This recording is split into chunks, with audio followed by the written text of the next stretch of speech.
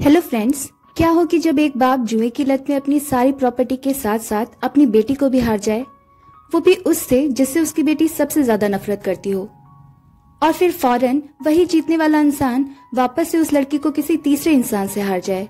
ऐसे में वो लड़की उस तीसरे हैंडसम पर कोल्ड इंसान के साथ कैसे रह पाएगी? आइए जानते हैं। इस कहानी का बैकड्रॉप 1940 के इंग्लैंड का है। कहानी की शुरुआत में एक लड़की को हॉर्स राइडिंग करते हुए दिखाते हैं, जिसे दूर से एक आदमी घूर रहा होता है। वो अपने साथ वाले आदमी से बोलता है, वो मेरी होकर रहेगी। दूसरा आदमी उससे हंसकर कहता है, तुम्हें पता है ना वो तुमसे कितनी नफरत करती है। वो लड़की, जिसका नाम सेरेना था, वापस अपने घर आती है और अपने बटलर से अपने पिता के बारे में पूछती है। तो वो उसे बताता है कि आपके हॉर्स राइडिंग पर जाने के बाद वो भी लंदन के लिए निकल गए थे और वो वहाँ पर अपने दूर के रिलेटिव मास्टर निकोलस के घर पर रुकने वाले हैं। सेरेना थोड़ी निराश होकर अपने रूम में चली जाती है और परेशान होकर सोचती है कि प्लीज इस बार आप जीत जाइएगा। दूसरी तरफ लंदन में एक गैम्बलिंग रूम को दिखाते हैं, जहाँ सेरेना के फादर सर गिल्स जुए में लगातार जीतने की वजह से बहुत खुश थे और साथ में मास्टर निकोलस उसे बार बार मनाने की कोशिश कर रहा था कि आप काफी खेल चुके हैं, अब वापस चलना चाहिए। तो लास्टली जब निकोलस सेरेना का वास्ता देता है, तब सर गिल्स गेम क्विट कर जाने लगते हैं। पर तभी लॉर्ड रिटम, वही आदमी जो सेरेना को घूर रहा था, उसे उकसाकर गेम खेलने के लिए मजबूर कर देता है। निकोलस के रोकने पर भी सर गिल्स उसके चैलेंज को एक्सेप्ट कर लेते हैं। सेरेना का मन बहुत घबरा रहा होता है। जब भी उसके फादर गैम्बलिंग के लिए जाते थे, कुछ न कुछ बुरा होता था, पर आज किसी अनहोनी की आशंका से उसका मन परेशान था। उधर गैम्बलिंग रूम में हर बार लॉर्ड रिटम एक नंबर से गेम जीत जाता था। धीरे धीरे सर गिल्स अपना घर, प्रॉपर्टी, स्टेबल्स सब कुछ हार जाता है। उसके पास कुछ भी नहीं बचता। पर लॉर्ड रिटम सर गिल्स को अपने ट्रैप में फंसाकर सेरेना और उसकी प्रॉपर्टी को गेम में बेटिंग पर लगाने के बदले तुम जीत गए तो जितना हारा है सब कुछ मिल जाएगा कहकर झांसा देता है। तभी मूवी में हमारे मेल लीड लॉर्ड फल्कन की एंट्री होती है, जो कि हैंडसम, कोल्ड और रुथलेस पर्सन था। वो बार के एक कॉर्नर में जाकर गेम को देख रहा होता है।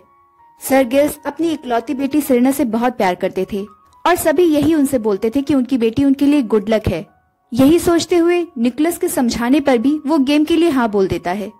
सर गिल्स भी जानते थे कि सेरेना रुटम से कितनी नफरत करती है, पर सिर्फ एक बार जीतने का चस्का उसे रुटम के जाल में फंसा देता है और फिर सर गिल्स हार जाता है और रुटम उसे ताना मारकर सेरेना को तैयार करने के लिए कहता है। सर गिल्स यह सदमा बर्दाश्त नहीं कर पाता और वहाँ से निकलने लगता है। उधर कॉर्नर में खड़े फल्कन को रुटम की खुशी अच्छी नहीं लग रही होती, तो बड़े ही स्टाइल से एक लाख सोने की गिन्नियों के बदले सेरेना और उसके घर के लिए बेट लगाता है। रुटम, जो सर गिल्स से सब कुछ जीत चुका था, इसलिए उसे कोई हरा नहीं सकता, इस घमंड में गेम के लिए हाँ बोल देता है और पासे फेंकता है। पर इस बार वो खुद लॉर्ड सुपर लकी फल्कन से हार जाता है। पर बार के बाहर ही सर गिल्स गन से सुसाइड कर लेता है। निकोलस वहाँ से निकलकर जल्दी से सेरेना के पास पहुँचता है और उसे सर गिल्स की मौत की खबर देता है और सेरेना को यहाँ से भाग जाने के लिए कहता है, क्योंकि फल्कन को लोग बहुत डेंजरस, इमोशनलेस, रुथलेस और इनह्यूमन मानते थे। वो हार्टलेस इंसान आज तक कभी भी किसी से नहीं हारा था। पर सेरेना को किसी भी बात की फिक्र नहीं थी, न अपनी और न ही प्रॉपर्टी की। वो सिर्फ रुटम को कोसे जा रही थी।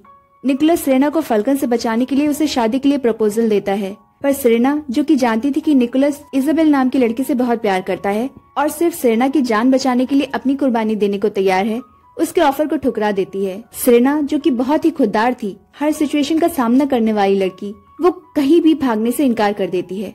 वो निकोलस से कहती है कि हमारी फैमिली ने आज तक अपने किए हुए सारे वादे पूरे किए हैं, तो यह भी पूरा करेंगे, चाहे मेरी शादी किसी डेविल से ही क्यों ना होने जा रही हो।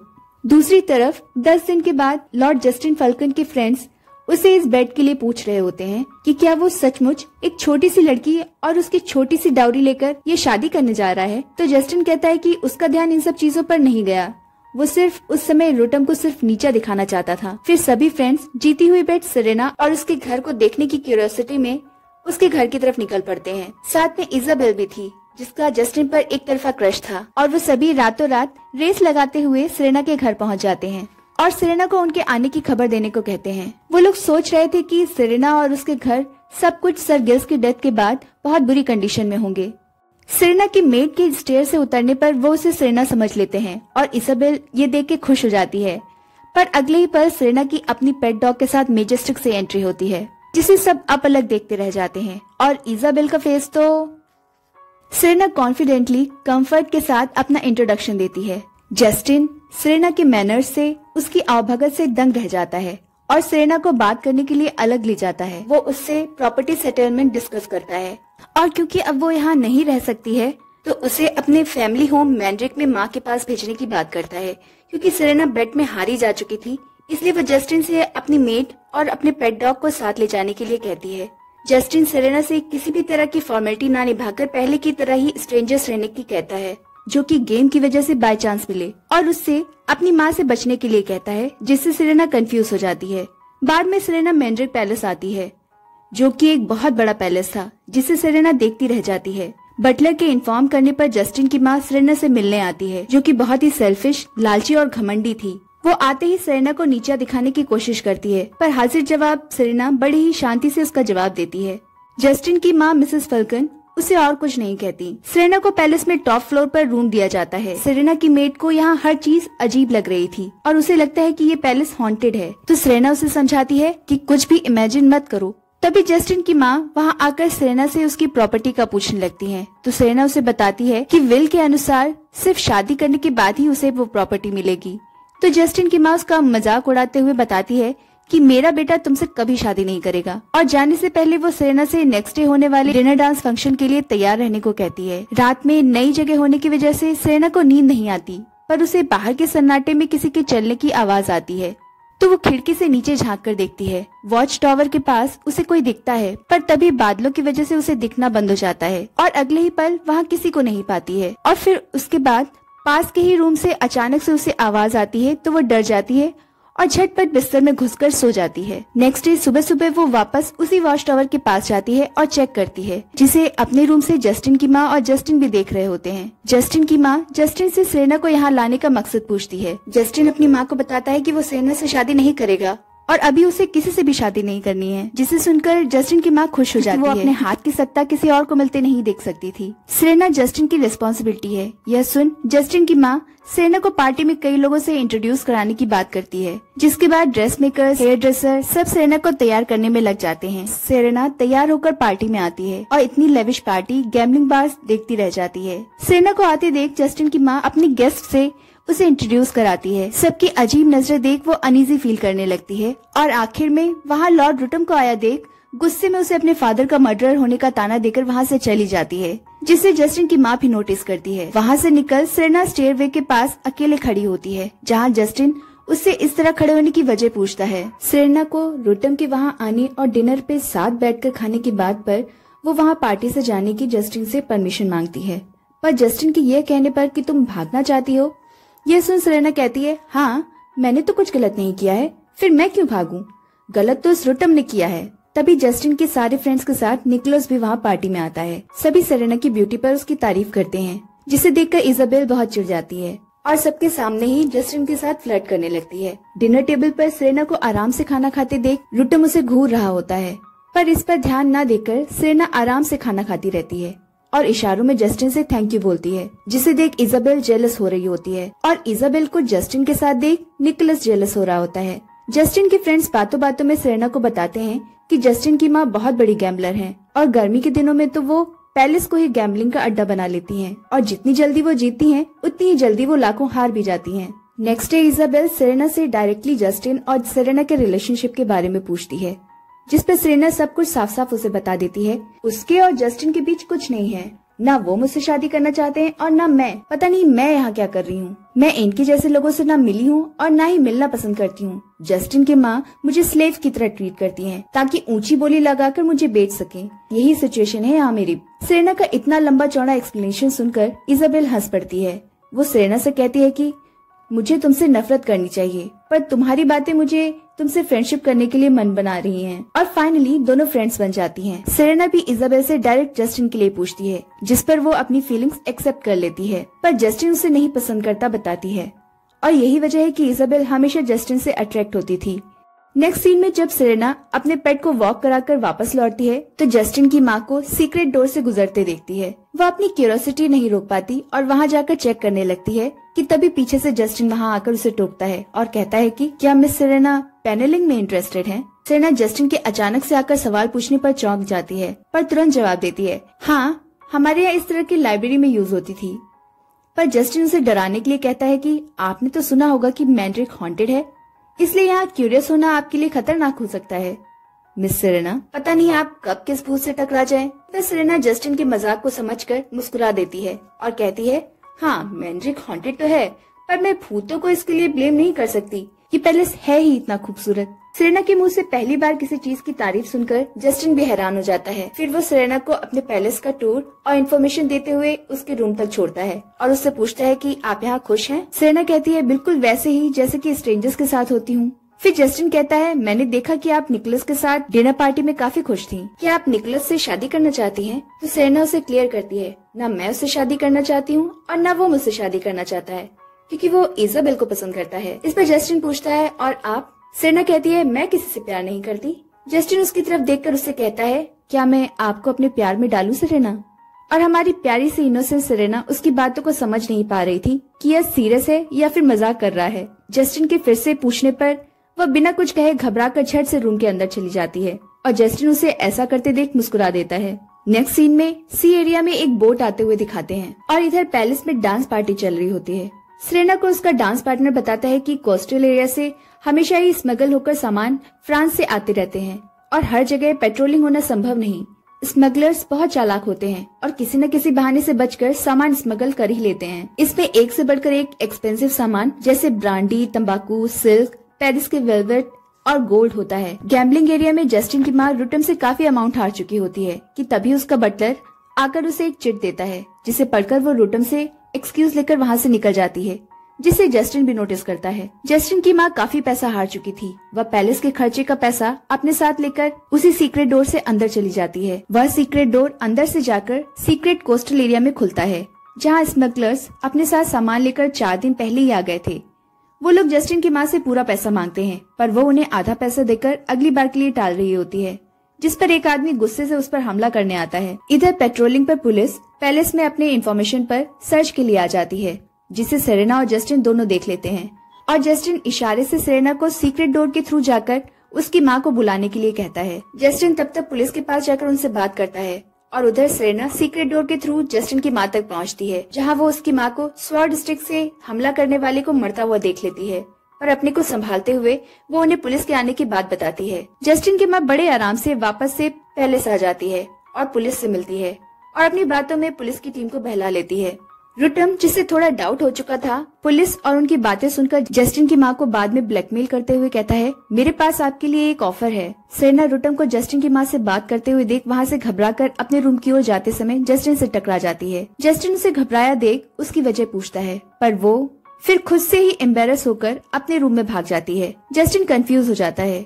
नेक्स्ट डे सेरेना जब अपने पेट डॉग के साथ वॉक पर निकलने वाली होती है कि तभी उसके पास से डोर की तरफ से कुछ आवाज आती है। वो उस डोर को खोलती है तो वो डोर एक सीक्रेट स्टेयरकेस से होते हुए एक रूम में जाता था। जब सेरेना उस लाइब्रेरी नुमा रूम में जाती है तो वहाँ उसे एक ओल्ड मैन मिलता है, जो कि बहुत ही जॉली नेचर का था। वो सेरेना से उसके बारे में पूछता है तो वो उससे सब कुछ शॉर्ट में बताते हुए कहती है, लॉर्ड वल्कन मुझे लेकर आए हैं, जिसे सुन वो बहुत खुश होते हैं। तभी आवाजें सुनकर बटलर वहाँ आ जाता है और उसके मुंह से ओल्ड मैन को लॉर्ड वल्कन बुलाने पर सेरेना कंफ्यूज हो जाती है और इसके बारे में पूछती है तो वो बताते हैं कि किस तरह से उनकी शाह खर्च पत्नी ने अपने जुए और शौक पूरे करने में उनकी सारी प्रॉपर्टी ही बर्बाद कर दी थी और इसकी वजह से उनका परिवार बैंक करप्ट हो गया था। पर जस्टिन के नाम पर एक बड़ी प्रॉपर्टी थी जो कि उसे मेरी डेथ के बाद ही मिल सकती थी, इसलिए हमने एक प्लान बनाया और जस्टिन को यूरोप ट्रिप पर भेजकर मेरी फेक डेथ दिखा दी, जिससे जस्टिन लॉर्ड वल्कन बन गया और उसे बहुत बड़ी प्रॉपर्टी मिल गई। हमारी फैमिली भी बच गई और मैं रिटायरमेंट लेकर यहाँ छिप कर रहने लगा। बेचारा जस्टिन, बहुत छोटी उम्र से ही उसे बहुत कुछ झेलना पड़ा। एक joyful open minded young man से वह एक सिनिकल बिटर पर्सन बन गया, सिर्फ अपनी फैमिली और उसकी इज्जत बचाने के लिए। यह सब बातें बताकर मैं अपनी और अपने परिवार की जान तुम्हारे हाथों में दे रहा हूँ। जिस पर सेरेना स्माइल करते हुए कहती है कि परेशान मत हो, आप सब मेरे हाथों में सेफ हैं। दूसरी तरफ जस्टिन अपनी माँ का स्मगल और उसके खर्चों को लेकर ब्लेम कर रहा था और वार्न करता है कि अगर उसके नाम से पैसे लेकर किए जाने वाले गलत काम को ना रोका गया तो वो सदियों पुरानी उस सीक्रेट टनल को ब्लॉक करा देगा। जिस पर उसकी लालची माँ उल्टा उसे धमकाने लगती है कि वो उसके फादर के जिंदा होने की खबर फैला देगी, जिससे यह साबित हो जाएगा कि तुम एक धोखेबाज हो, क्योंकि ये धमकी इससे पहले भी कई बार वो जस्टिन को दे चुकी थी जिससे जस्टिन का सब्र टूट जाता है और वो कहता है कि अब वो इस धमकी से नहीं डरेगा और आपको यह सब रोकना ही पड़ेगा। नेक्स्ट डे सब फ्रेंड्स हॉर्स राइडिंग पर जाने के लिए तैयार होते हैं और जस्टिन के आने का वेट कर रहे होते हैं। तो इजाबेल के पूछने पर उसका कजिन बताता है कि वो थंडरबोल्ट नाम के एक नए जंगली घोड़े पर आएगा जो कि किसी को भी अपने ऊपर सवार नहीं होने देता। तभी जस्टिन उस नए घोड़े पर स्टाइलिश एंट्री लेता है जिसे सब देखते रह जाते हैं और ये देखकर सेरेना के फेस पर स्माइल आ जाती है और जस्टिन भी ये नोटिस करता है और इसको इजाबेल भी।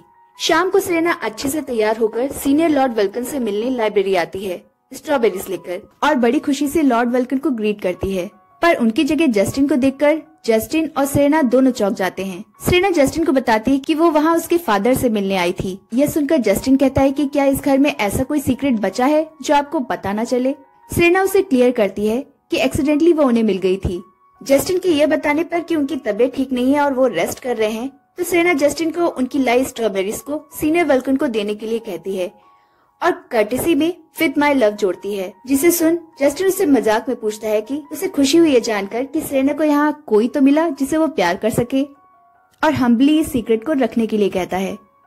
सेरेना कॉन्फिडेंस के साथ अपना हाथ बढ़ाते हुए प्रॉमिस करती है कि मेरा वादा है मैं किसी पर यह सीक्रेट रिवील नहीं करूंगी।